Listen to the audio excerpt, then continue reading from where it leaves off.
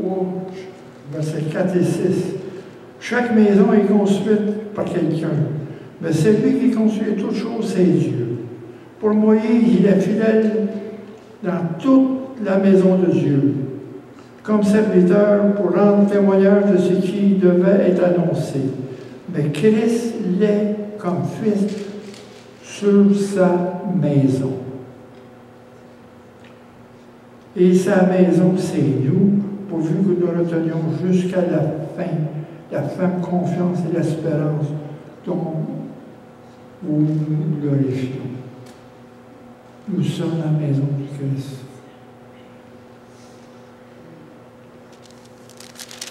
Puis, dans Hébreux, au chapitre 11,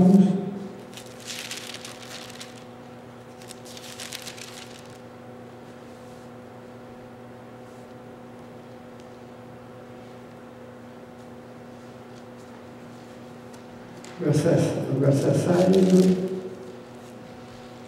Maintenant, il en désire qu'une meilleure, c'est-à-dire une céleste. C'est pourquoi Dieu n'a pas honte d'être appelé leur Dieu, car il leur a préparé une cité. Nous sommes concitoyens en haut. Nous avons une patrie céleste. Et nous sommes concitoyens dans la nation qu'on a. Nous avons tous deux citoyennetés, celle ici et celle d'en haut.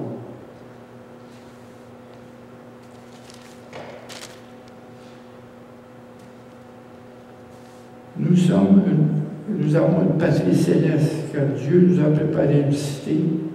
Et la nouvelle Jérusalem, la ville sainte qui va descendre du ciel, Dieu avec son peuple, Jérusalem transformée et rachetée. Alléluia.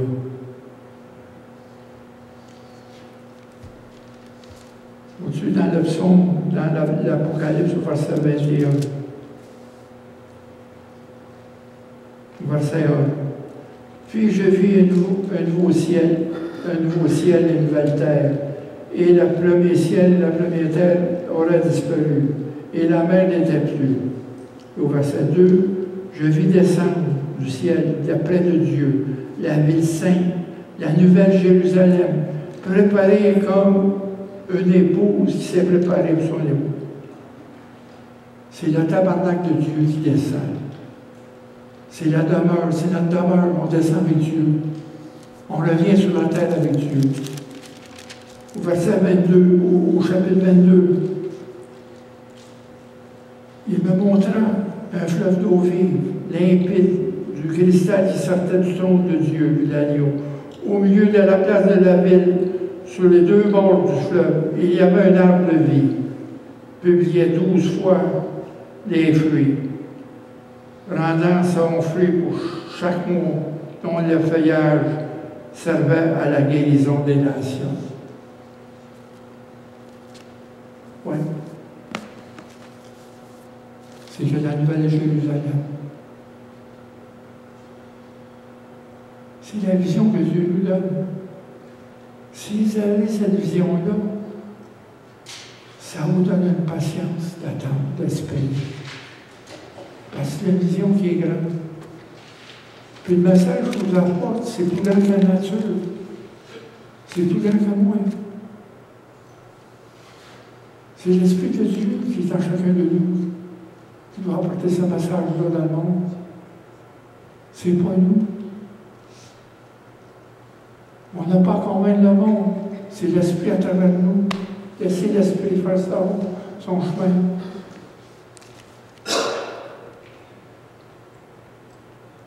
Oui, on a une patrie qui est en haut. Notre vraie patrie est en haut. Là, en esprit, on est en haut. Notre esprit est en haut. Notre tombe est ici, avec l'esprit, et notre esprit est détaché. Et elle se promène en haut et en haut avec Dieu. C'est d'en haut qu'on prie. Notre esprit est là. Après ça, le temps va être là avec notre esprit. Et après ça, la résurrection finale, c'est la rédemption de nos corps. On va redevenir un.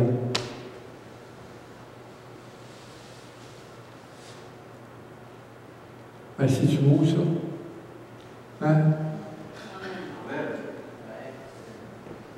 Même si le monde était ébranlé, on sera jamais ébranlé. Parce qu'on tient la main de Dieu, Dieu a sa main sur nous. Il nous protège. Comme notre physique et notre spirituellement, il protège nos âmes. Contre Satan qui essaie de nous dévorer avec ses ruses, toutes ces menteries, tous les fausses enseignements. C'est tellement subtil. Il faut chercher l'esprit de l'erreur. Comme ça. S'accrocher à Dieu. Avoir nos yeux fixés vers lui. Avoir nos yeux en haut. Prier sans cesse. Maintenant en journée. Rendre grâce en tout temps. Dans n'importe quelle situation. Oui, rendre grâce à Dieu. Dans tous nos moments.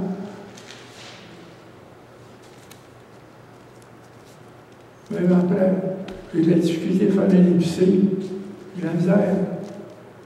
Après, j'ai fait merci Seigneur le soir, j'ai dit Seigneur, merci pour ta présence. Merci pour ce privilège que tu m'as donné aujourd'hui, pour tes bénédictions. Tu m'as donné la force, le courage, la détermination de faire les choses. Parce que sans toi, je ne peux rien faire. C'est encore le plus évident aujourd'hui dans ma condition, hein, Daniel. Hein? Tu connais ça, hein? On se rejoint là-dedans.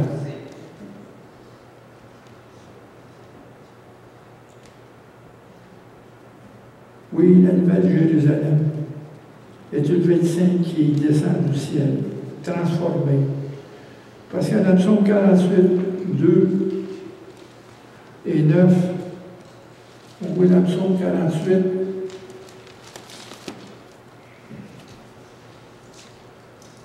l'Éternel est grand, il est l'objet de toutes mes louanges, dans la ville de notre Dieu, sur sa montagne sainte.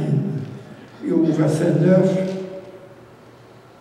ce que nous avons entendu dire, nous l'avons vu, dans la ville de l'Éternel des armées.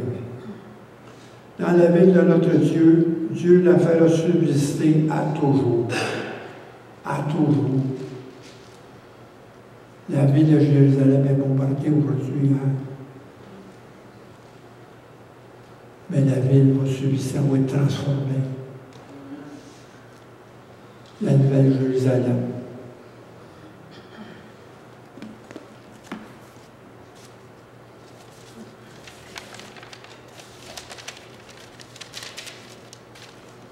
Le fleuve de Dieu. Oui.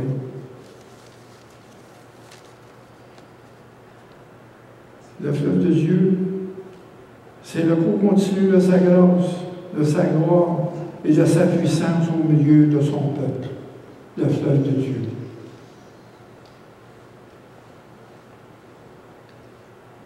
Source de vie en Dieu, le Père, Dieu le Fils, Dieu le Saint-Esprit.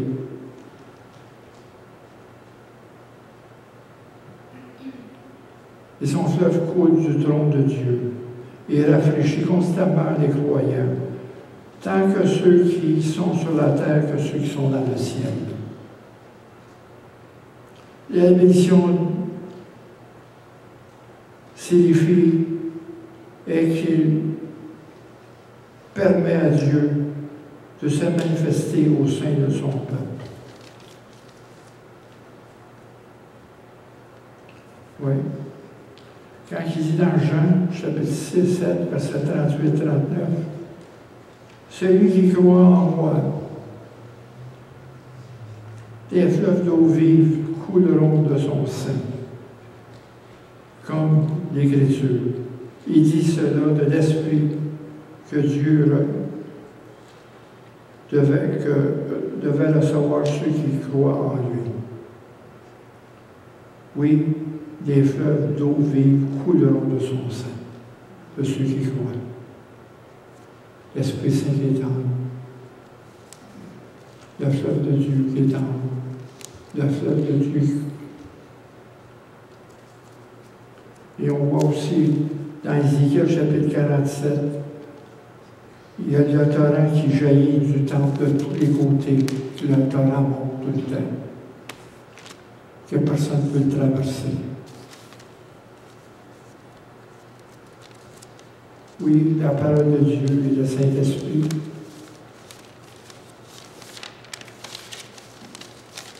Mais quand il dit arrêtez, sachez que je suis Dieu. Je domine sur les nations et sur la terre. Arrêter, dans le mot hébreu, veut dire laisser aller. Laissez aller. Laissez Dieu le faire. Tu sais, comme je vous dis tout à l'heure, comme si vous l'avez dit ici, au lieu de contrôler notre destinée, nous devons faire confiance en Dieu. Ne cherchons pas à définir notre destinée, mais laissez Dieu la définir en nous. Laissez Dieu la définir. Ça, c'est des petits mots que je l'ai laissés. Arrêtez de vous accrocher à des choses qui empêchent d'exalter Dieu. Arrêtez de vous accrocher à des choses qui empêchent d'exalter Dieu.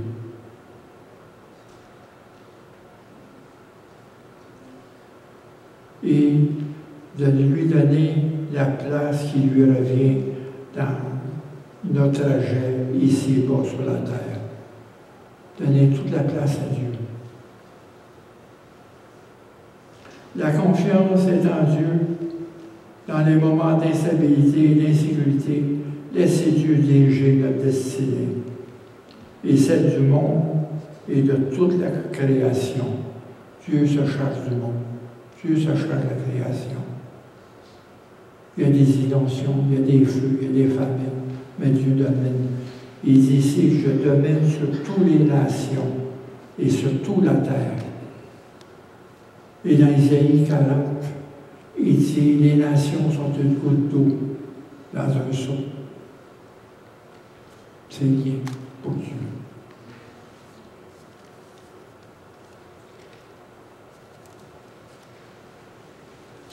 La confiance est en Dieu dans les moments, dans tous les moments. Pour finir, devant bon, il faut prier sans cesse, veiller dans la prière, demander au Seigneur Jésus-Christ de nous soutenir dans la foi à sa puissance et de persévérer dans sa gloire qui s'approche dans le temps. Sa gloire qui s'approche. Nous sommes bénis d'avoir un refuge en lui dans la tempête qui s'élève aujourd'hui dans le monde. On est bénis. C'est un privilège qu'on est dans la maison de Dieu. Un refuge en lui dans la tempête qui s'est élevée aujourd'hui dans le monde. Le monde est figé. Saisi et battu dans cette tempête. Le monde est figé. Il n'y a aucune solution.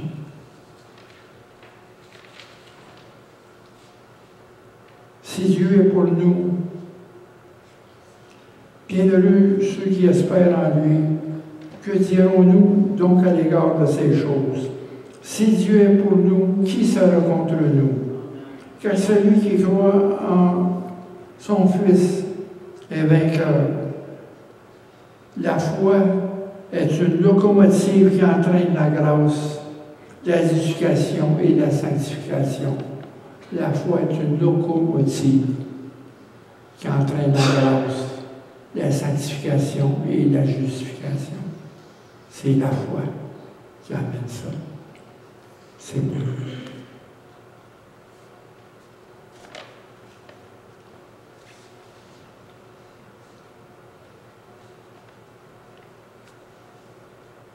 Le Seigneur, dans sa puissance, agit dans nos faiblesses.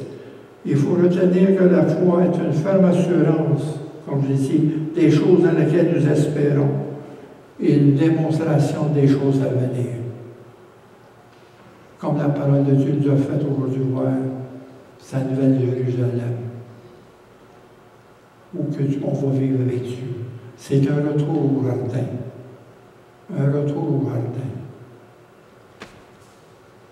Quand Dieu, à cause du péché, a envoyé les anges nous chasser du jardin d'Éden. Mais là, c'est un retour au jardin. Dieu était au milieu de nous, comme Dieu est avec Adam et Ève dans le jardin. Mais là, Dieu va être avec nous, avec son peuple. C'est là qu'on va être pour l'éternité. Pas juste pour 10 ans, pour 100 ans, pour 1000 ans, pour l'éternité.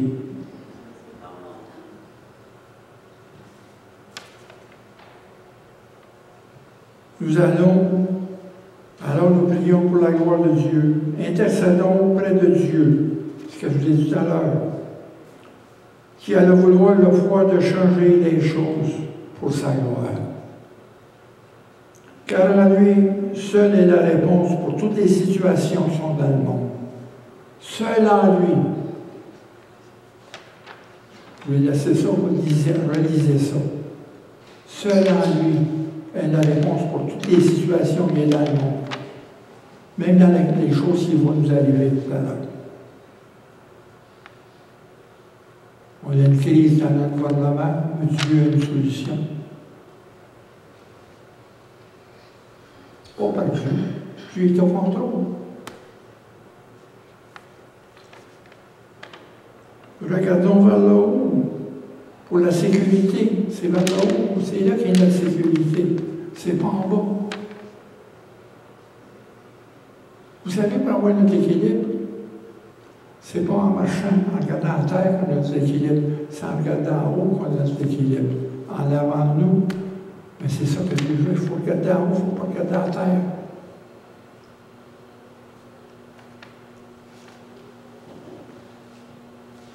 Regardons vers le haut.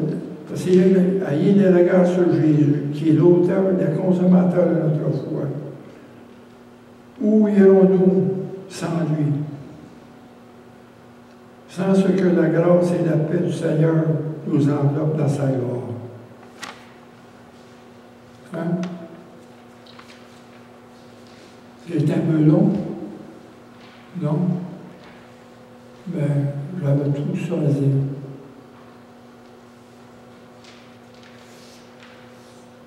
Je remercie le Seigneur qu'il a fait et qu'il a mis l'onction sur vous pour ouvrir vos cœurs et vos esprits. Hein?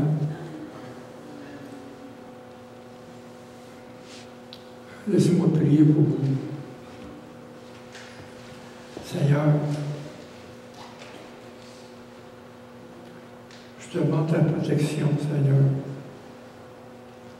pour tous les enfants, pour tous les fidèles, Seigneur.